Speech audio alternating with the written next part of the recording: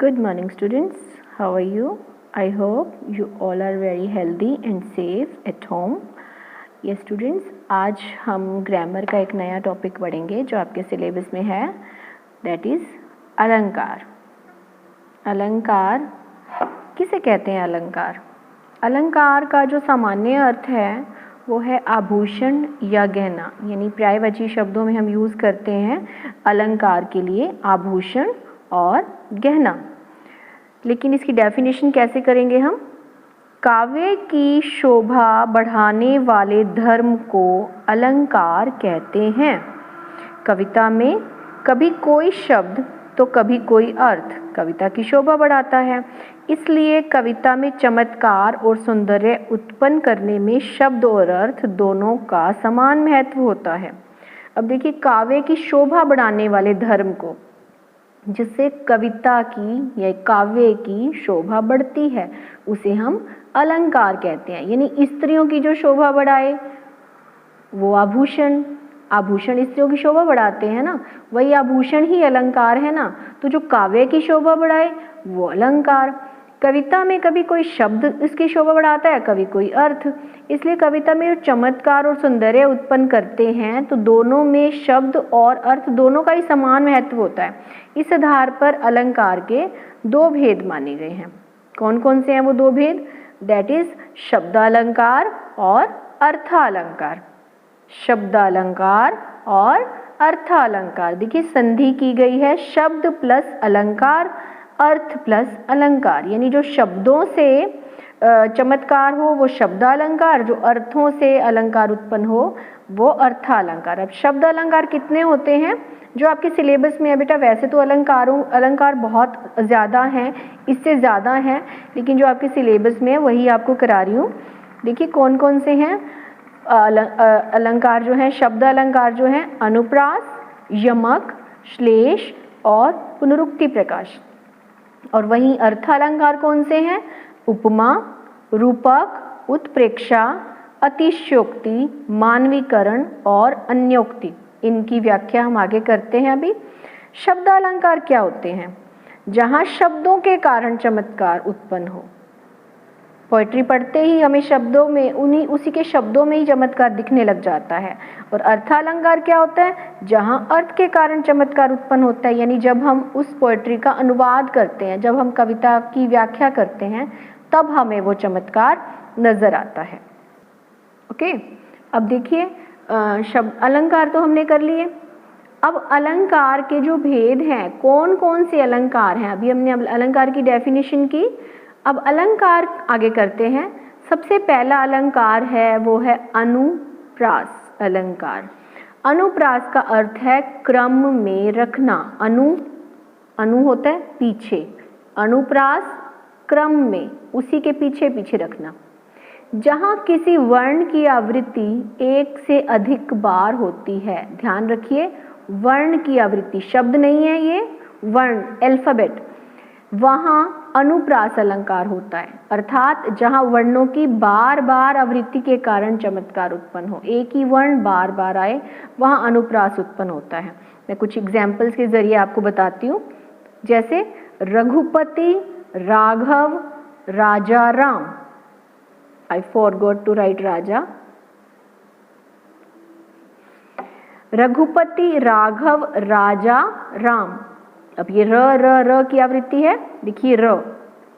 विमल वाणी ने वीणा ली।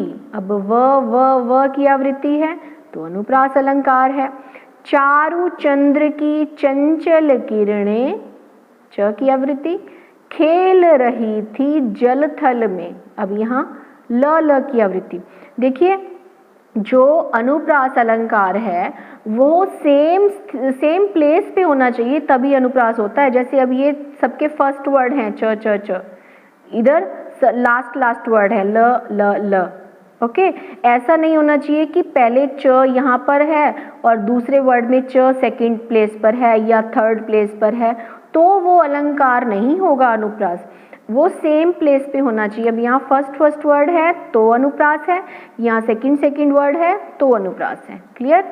मुदित महीपति मंदिर आए। अब यहाँ म की आवृत्ति है, म म।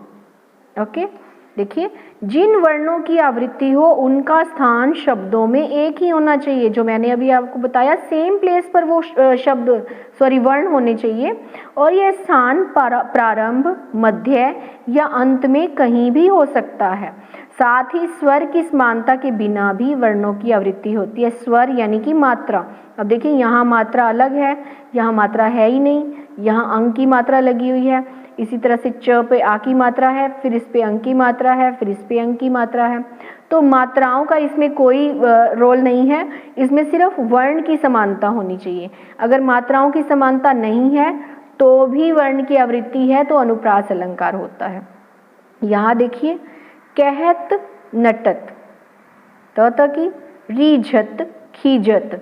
अब कहत नटत खीजत रीजत, मिलत खिलत लजियात, सबके त वर्ड हैं तो अनुप्रास अलंकार।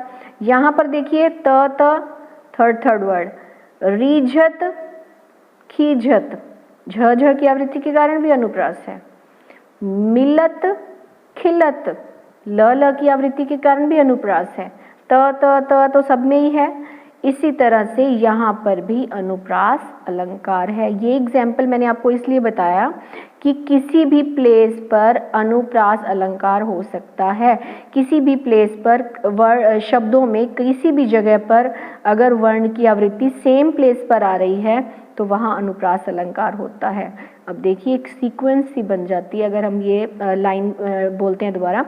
कहत नटत रीझत खीजत मिलत खिलत लजियात, त की आवृत्ति के कारण तो है ही। फिर झ ल इसकी आवृत्ति के कारण भी अनुप्रास। क्लियर? यस। नेक्स्ट अलंकार है हमारा शमक, यमक अलंकार। यहाँ पर अनुप्रास में वर्ण की आवृत्ति थी, लेकिन जो यमक अलंकार है वहाँ पर शब्द की आवृत्ति होगी। कविता में एक शब्द एक से अधिक बार प्रयुक्त हो और हर बार उसका अर्थ अलग अलग हो, वहाँ यमक अलंकार होता है। अर्थ अलग अलग होगा। देखिए एग्जाम्पल, काली घटा का घमंड घटा, घटा घटा 2 बार यूज हो रहा है, बट इसका जो मीनिंग है दोनों बार अलग अलग है। पहली घटा का मीनिंग है बादल, दूसरे घटा का मीनिंग है कम होना, घटना, कम होना। काली घटा का घमंड घटा, काले बादलों का घमंड कम हो गया है। तो घटा घटा 2 बार है बट मीनिंग अलग अलग है। नेक्स्ट एग्जाम्पल देखिए, 3 बेर खाती थी वे 3 बेर खाती हैं। पहली बार में बेर का अर्थ है बार यानी टाइम्स, और दूसरी बार बेर का मतलब है बेर फल। जो 3 बार खाना खाती थी अब वो 3 बेर खाकर गुजारा कर रही हैं। कहे कवि बेनी, बेनी ब्याल की चुराई लीनी। बेनी बेनी 2 बार है, लेकिन दोनों बार बेनी का मीनिंग जो है वो डिफरेंट है। पहली बार बेनी का मतलब है कवि बेनी, बेनी एक कवि का नाम है, और दूसरी बार बेनी का अर्थ है चोटी। मतलब बेनी कवि कहते हैं कि जो चोटी है वो ऐसा लग रहा है जैसे नागिन हो, नागिन को चोटी के रूप में चुरा रखा है। ऊंचे घोर मंदिर के अंदर रहनवारी, ऊंचे घोर मंदिर के अंदर रहती हैं। अब यहाँ मंदिर मंदिर का अलग अलग मीनिंग है। पहली बार मंदिर का मीनिंग है महल और दूसरी बार मंदिर का मीनिंग है गुफा या पहाड़। जो पहले ऊंचे ऊंचे महलों में रहती थी अब वो ऊंचे ऊंची मतलब घोर जो गुफाएं हैं या ऊंचे ऊंचे पहाड़ हैं उनके अंदर रहती हैं। ओके, नेक्स्ट एग्जाम्पल, ये यमक अलंकार का बहुत फेमस एग्जाम्पल है, ये हर बार कराया जाता है। देखिए कहीं भी आप अलंकार करेंगे ये एग्जाम्पल आपको ज़रूर मिलेगा यमक का। कनक कनकते सोगुनी मादकता अधिकाए, या खाए बोराए जग वा पाए बोराए। अब यहाँ कनक के 2 मीनिंग है। पहले कनक का मीनिंग है सोना, दूसरे का मीनिंग है धतूरा। धतूरा एक नशीला पदार्थ होता है जिसको खाने से नशा चढ़ जाता है। तो कवि कहता है कि सोने में धतूरे से 100 गुना अधिक मादकता यानी नशा होता है, क्योंकि धतूरे को तो खाने से नशा चढ़ता है, जगबोरा जाता है, पगला जाता है, लेकिन सोने को पाने से ही संसार पगला जाता है, इसको नशा चढ़ जाता है। एक और एग्जाम्पल देखिए, जगती जगती की मूक प्यास। पहली बार जगती का मीनिंग है जागती, जागना। दूसरी बार जगती का मीनिंग है संसार, यानी संसार की जो मूक प्यास है वो जाग गई है। ओके, आई होप ये समझ में आ गया होगा, इसीलिए मैं आपको काफ़ी सारे एग्जाम्पल के थ्रू समझा रही हूँ। ठीक है, अब नेक्स्ट देखिए, शब्दालंकार में जो हमारा नेक्स्ट आता है वो है श्लेष अलंकार। श्लेष का अर्थ है चिपका हुआ। श्लेष का अर्थ क्या है? चिपका हुआ। काव्य में जहाँ एक शब्द के साथ अनेक अर्थ चिपके हुए हों, अर्थात जहाँ एक ही शब्द के एक से अधिक अर्थ निकलें, वहाँ श्लेष अलंकार होता है।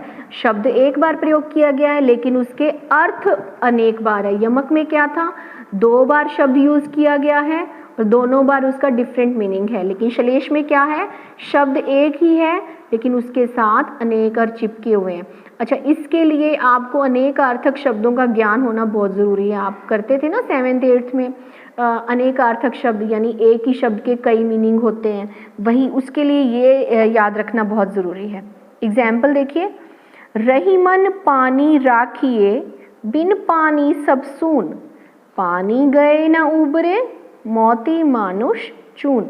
अब यहाँ पानी के अलग अलग मीनिंग है। रहीमन कहते हैं पानी को हमेशा अपने साथ रखना चाहिए क्योंकि बिना पानी के सब सूना सूना हो जाता है। पानी गए ना उबरे, जिनके पास से पानी चला जाता है, जिनके पास पानी नहीं रहता, वो उबर नहीं सकते, वो उबर नहीं सकते, यानी कोई रिस्पेक्ट नहीं रहती उनकी। मोती मानुष चून, अब पानी पानी पानी हो रहा है लेकिन इसमें सब के लिए पानी का मीनिंग डिफरेंट है। मोती के लिए अलग है, मनुष्य के लिए अलग है, चूना के लिए अलग, चून के लिए अलग है।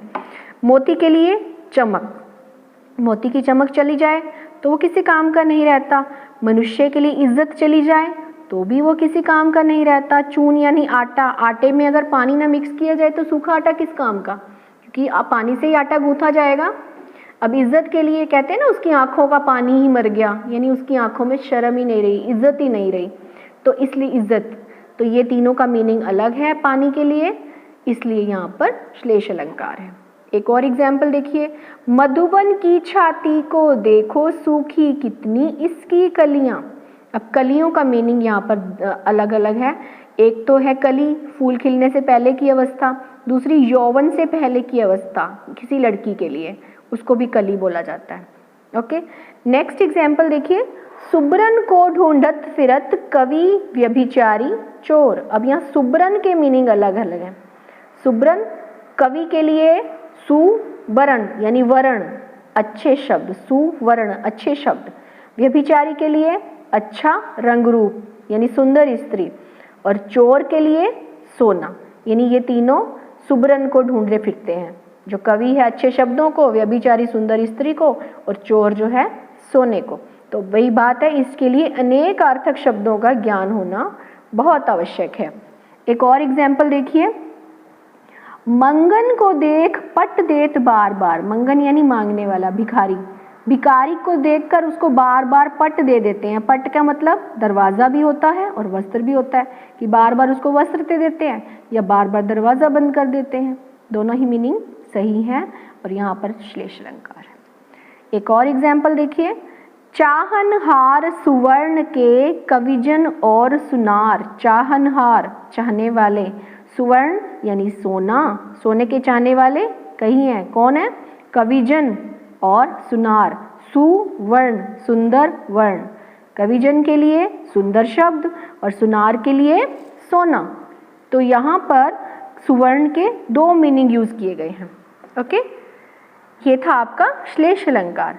नेक्स्ट शब्द अलंकार जो है आपका वो है पुनरुक्ति प्रकाश अलंकार। नाम से ही दिख रहा है, पुनः प्लस उक्ति, पुनरुक्ति, दोबारा उक्ति। पुनः होता है दोबारा, उक्ति मीन्स कथन, दोबारा बोलना। जब कविता में समान शब्दों के दोहराव से काव्य में चमत्कार उत्पन्न होता है, दोहराव यानी रेपिटेशन, तब वहाँ पुनरुक्ति प्रकाश अलंकार होता है। जैसे हम कहते हैं ना धीरे धीरे चलो, बार बार मत खाओ, तो ये सिर्फ एक प्रेशर देने के लिए होता है, दोबारा उसका कोई मीनिंग नहीं होता, सिर्फ वर्ड को सुंदर बनाने के लिए। जैसे मधुर मधुर मेरे दीपक जल, मधुर मधुर 2 बार आ गया, कोई वो नहीं है, सिर्फ रेपिटेशन की गई है, कोई मीनिंग में डिफरेंस नहीं है जब हम 2 बार यूज करते हैं। पुलक पुलक मेरे दीपक जल, यहाँ भी पुनरुक्ति प्रकाश अलंकार है। घुमड़ रहे घन काले काले, ठंडी ठंडी चली बयार, काले काले में भी पुनरुक्ति प्रकाश है, ठंडी ठंडी में भी पुनरुक्ति प्रकाश है। धीरे धीरे फिर बढ़ा चरण, बाल की कोलियों का प्रांगण, फिर धीरे धीरे। तो यहाँ कुछ समझने वाली ज़्यादा बात नहीं है, यहाँ सिर्फ रेपिटेशन है, इसलिए यहाँ पर पुनरुक्ति प्रकाश अलंकार है। ओके, तो पुनरुक्ति प्रकाश अलंकार तो बहुत ही इजी है, बस रेपिटेशन देखो आप, वहाँ पुनरुक्ति प्रकाश अलंकार हो जाता है। ओके बेटा, तो ये थे आपके शब्द अलंकार। अलंकारों के 2 रूप होते हैं, शब्द अलंकार और अर्थ अलंकार। आज हमने किए शब्द अलंकार, आई होप आपको समझ में आ गए होंगे, तो इसको अच्छे से करना। And thanks for watching the video. Next video में हम अर्थ अलंकार करेंगे। Okay, till then stay tuned, bye.